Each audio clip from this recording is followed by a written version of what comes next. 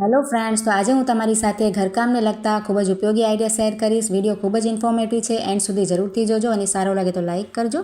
તો ચાલો વિડીયોને સ્ટાર્ટ કરીએ.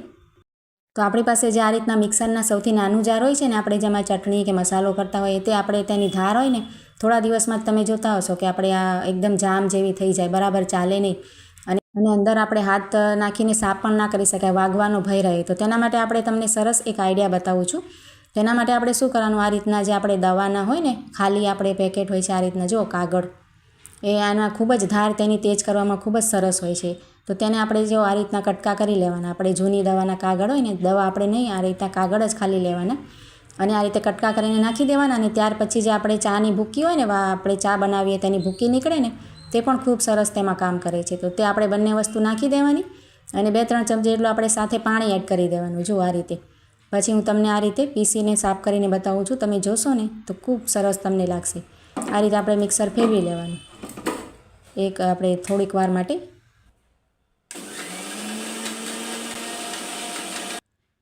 બસ આપણે જરાક જ વાર ફેરવીને પછી તેને બંધ કરી દેવાનું.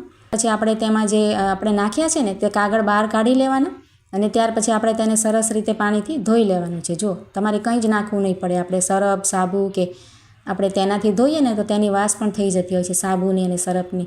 તો આ રીતે તમારે જો આ રીતે કેટલું ક્લીન થઈ ગયું છે. તેની બ્લેડ જુઓ કેવી ફરે છે. આપણે આ રીતે ઘરમાં જ તેને સરસ રીતે ક્લીન કરી શકાય, એટલે વારે ઘડીએ ખરાબ પણ ના થાય. તેનું ઢાંકણ પણ તમે જોઈ શકો છો કેવું સરસ થઈ ગયું છે.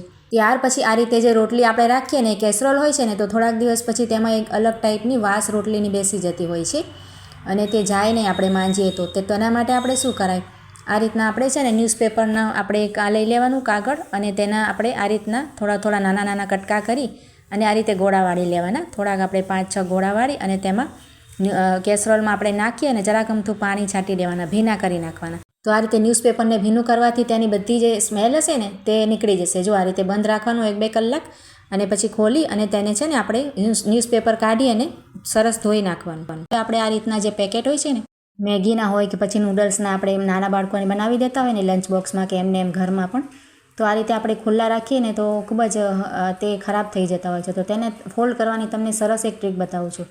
જો આ રીતે મારી પાસે કસ્તુરી મેથીનું છે ને, તો આપણે આખું બરણીમાં ના ભરી શકાય કેમ કે આપણે તે હવાઈ જાય છે. એટલે આ રીતે પેકેટને આપણે સરસ ટ્રીક બતાવું છું. 2 બાજુથી આ રીતે આપણે તેના ખૂણા વાળી લેવાના. જો આ રીતે, અને આ રીતે વળાઈ જાય ને ત્યાર પછી તેને આ રીતે ફેરવી નાખવાનું અને ઉપરથી તેને સરસ આ રીતે વાળતા જવાનું. તેની આ રીતે પટ્ટીની જેમ આપણે જ્યાં સુધી આપણી વસ્તુ હોય ને અંદર ત્યાં સુધી આપણે સરસ વાળી લેવાનું. આ રીતે ટાઈટ વાળવાનું, ઢીલું નહીં વાળવાનું. અને જે તેના ખૂણા આ રીતે બન્યા છે ને તેને ત્યાર પછી આપણે આ રીતે ખોલી નાખશું. જુઓ તો ખૂબ જ સરસ ટ્રીક છે. આપણે આ રીતે તમે રાખશો ને પેકેટને તો તમારી વસ્તુ પણ ઢોળાશે નહીં. એમાં આપણે લગાવવા માટે કોઈ ક્લિપની જરૂર નહીં પડે. એમને એમ તમારો પેકેટ એકદમ સીલ પેક થઈ જશે. જો આ રીતે આપણે કરી નાખવાનું. ત્યાર પછી તમે જોઈ શકો છો ને વિડીયોમાં એ જ રીતે. જુઓ તો આપણું પેકિંગ થઈ ગયું છે. આપણે નાના બાળકોની ચિપ્સ કુરકુરેના પેકેટ પણ આ રીતે આપણે કરી શકાય. જુઓ તો આઈડિયા સારો લાગ્યો હોય તો લાઇક કરજો, કમેન્ટ કરજો. હવે હું તમને બીજી રીત બતાવું છું. તમારે આ રીતે ના ફાવતું હોય ને તો તેના માટે શું કરવાનું, તેની આ રીતે પેકેટની ઉપરની પટ્ટી ફોલ્ડ કરી લેવાની, આ રીતે વાળી લેવાની અને આ રીતે એક ચમચી લઈ લેવાની અને ચમચીને આપણે ગેસ ઉપર ગરમ કરી લીધી છે.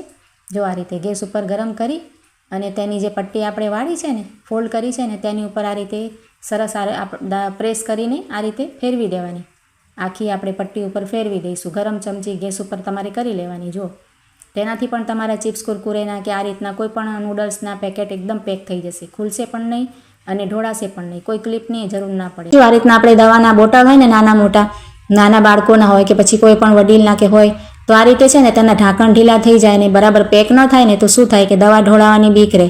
તો તેના માટે તમે શું કરી શકો, જો આ રીતે એક રબડ લઈ લેવાની અને આ રીતે તેના જે આટા હોય છે ને બંધ કરવાના, ત્યાં આપણે રબડ સરસ આ રીતે પહેરાવી દેવાની. જુઓ તો તેનાથી ઢાંકણ એકદમ સરસ તમારે ટાઈટ થઈ જશે, ખુલશે પણ નહીં. આ રીતે ઊંધું પણ થઈ જશે ને તો પણ નહીં ઢોળાય. અને આ રીતે તમારે મુસાફરીમાં, બેગમાં, પર્સમાં કે લઈ જવું હોય ને તો પણ સરસ રાખી શકાય. જુઓ ખૂબ જ સરસ આઈડિયા છે. તો આજના આઈડિયા કેવા લાગ્યા કમેન્ટ કરજો ને ચેનલને સબસ્ક્રાઈબ કરજો.